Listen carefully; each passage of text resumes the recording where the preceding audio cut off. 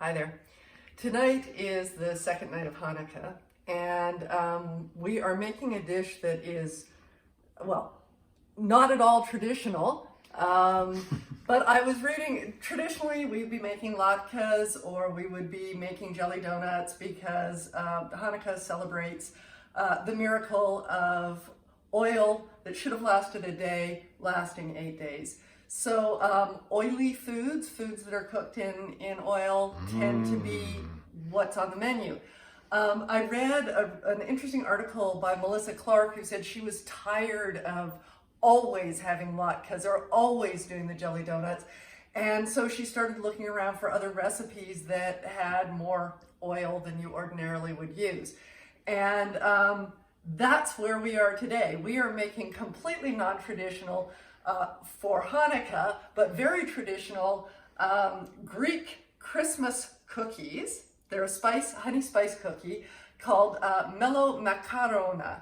And I grew up in a Greek neighborhood, even though I'm not Greek. These are a part of my childhood. We didn't make them, we bought them at a bakery, the Greek bakeries in the neighborhood. And I love them, and I thought they're made with two kinds of oil, and I thought this would be a perfect way to sort of bring these two things together, to not make latkes, because I don't really want to do that on camera, and but to make something yummy and still have it be a part of our Hanukkah celebration. So, with that, without further ado, okay, the cookies are super easy to make. They don't take a lot of time, but there are sort of a couple of steps, and that makes it sound much more complicated than it is.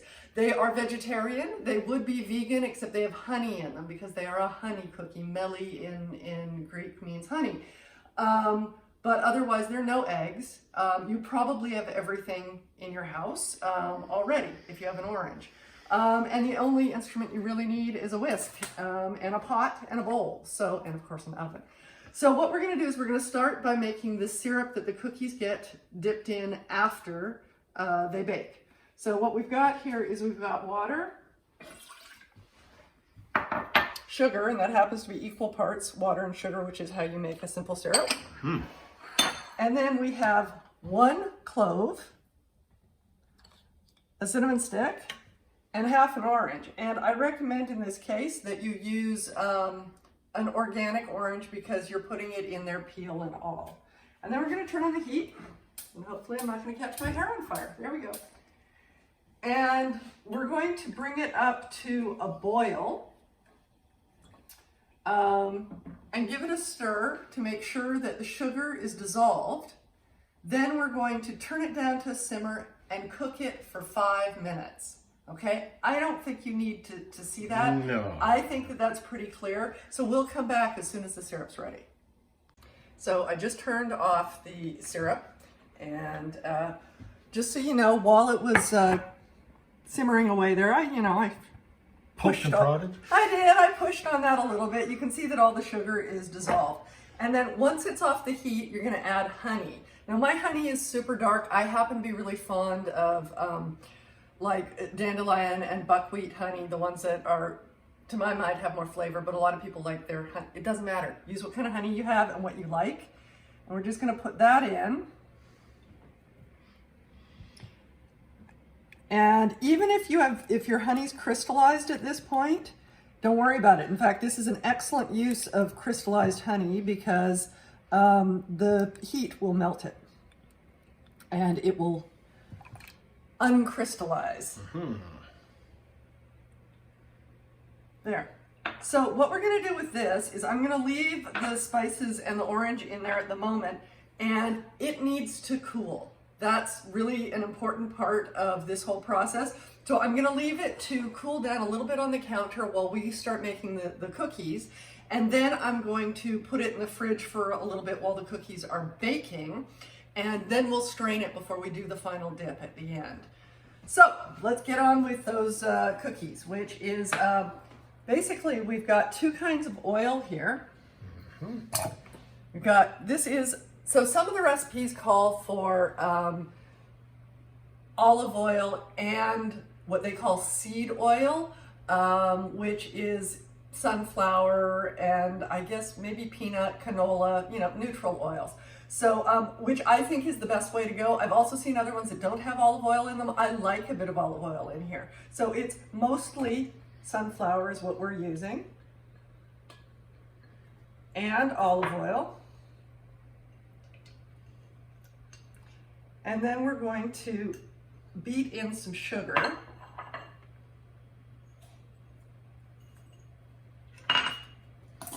With our whisk. And all we're doing here is really mostly dissolving the sugar. It won't look like it's 100% dissolved, and that's fine. And like I said, I've seen lots of recipes where people use mixers like a KitchenAid. Absolutely unnecessary for this recipe.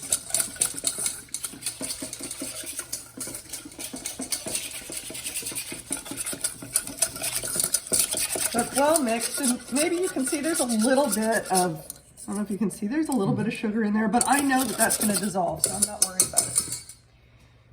So the next thing we're going to do is we're going to add some orange juice, and that was freshly squeezed orange juice. Of course. It's about the equivalent of 1 orange's worth, but I'll give you measurements down below. And then here we have cinnamon, ground cloves, and this is baking soda.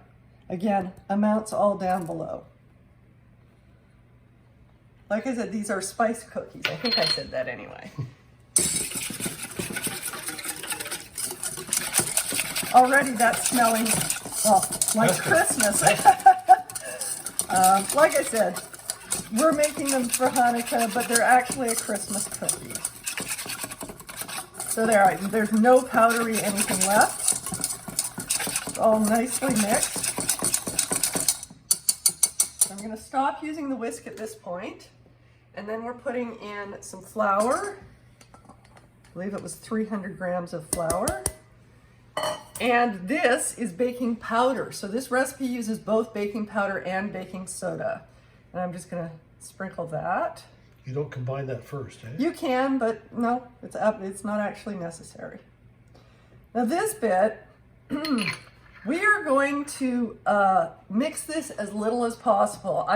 In lots of the recipes that I read and videos that I looked at for this particular cookie, they talk about kneading the dough, but when I actually watched what they were doing, they weren't kneading the dough. Kneading is what you do with bread when you develop the gluten. That's not what they're doing.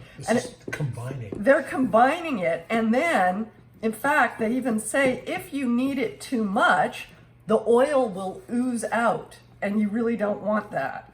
So really, don't knead. Please, don't knead. So all I'm doing is combining it so I can't see any flour or baking powder in there.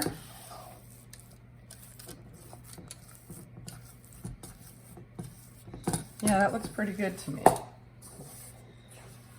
And then, just like that, we're ready to shape our dough. I mean, it's really nice when you're making a cookie that you don't have to like cream the butter and slowly add the eggs one at a time and that sort of thing. It makes it quite quick. I mean, other than the fact that the syrup does need to chill, the cookies took mere moments to throw together. They take 20 minutes in the oven, then you dip them in the syrup. And then you sprinkle them with walnuts and a bit of honey if you want. And that's it. And they're really good. And You they're left out the love. Yeah. Always with the love, Okay. right? Boy, with the love. So I'm gonna use my hands here. I suppose you could use a scoop. Robotic arm. You're going for about, 30 grams, an ounce. And traditionally, when I had them, they were always sort of an oblong shape, sort of like that. There you go. But I've seen them, sometimes they're circles. It really, depends what you want to do with them. And they do need a bit of space, maybe give them, I don't know, a couple centimeters between, an inch maybe, because they do get a 2.2 bit, centimeters, I think. yeah, they do get a bit, they puff up a bit. So I think I can get 5 by 3 here is what I'm going for. So 15 on this tray. Do that. And you can see I didn't need to, the dough is not sticking to my hands at all because of all of that oil, right? That's just parchment paper there, right? That is, yeah, parchment paper on a cookie sheet. And what I did forget, so not all recipes call for this, but I think it's useful, kind of like a peanut butter cookie. If you press the tines of a fork onto your cookie, when you come to dip it in the syrup and sprinkle walnuts on it, those grooves catch the walnuts and the honey in the syrup. And Groovy, so, baby. Yeah, groovy. Grooviness. Yeah. Anyway, I'm going to keep making these. You don't need to see that. We'll come back. So we're back, and I have made 20 cookies, which is about what this recipe makes. Yeah. It easily doubles, by the way, if you want to make for a larger crowd, if you're doing a gift-giving, cookie-giving kind of swap or something like that. So I decided to spread them out. I may have been able to get 20 onto one tray, but I didn't want to do that. Give them the space they need. Do 2 trays if you need to.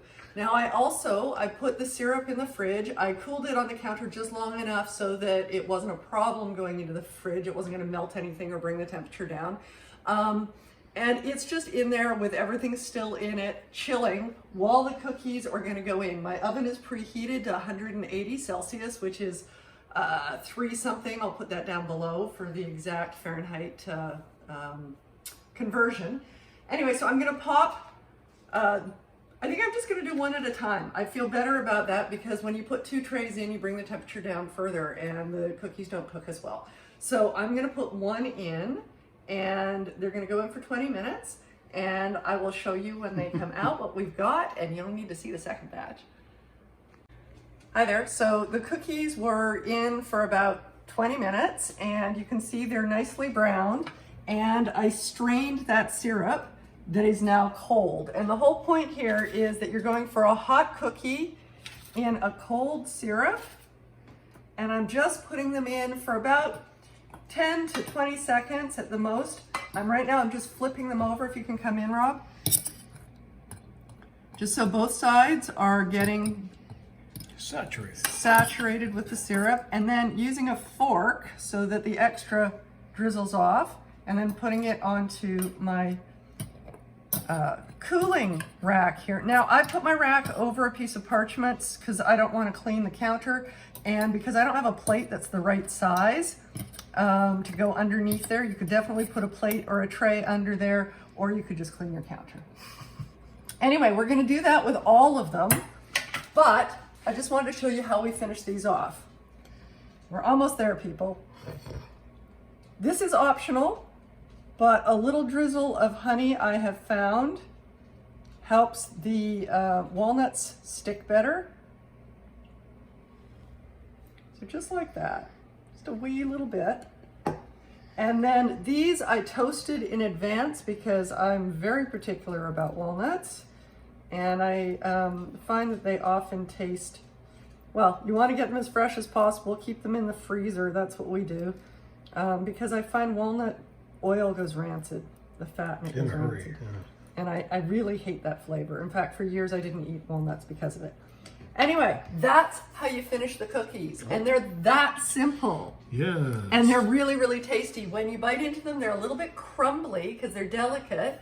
But there's this juiciness from the syrup, and they're quite unique. I don't know what to say. I think they're fabulous, and I would love you to make them. You did a great job. Such nachas I'm feeling now. I'm awesome. thrilling. Thank you, Rob. So, Happy Hanukkah or Merry Christmas, depending on when you're watching this, or none of that. You just wanted to make spice cookies, honey spice cookies. There you go.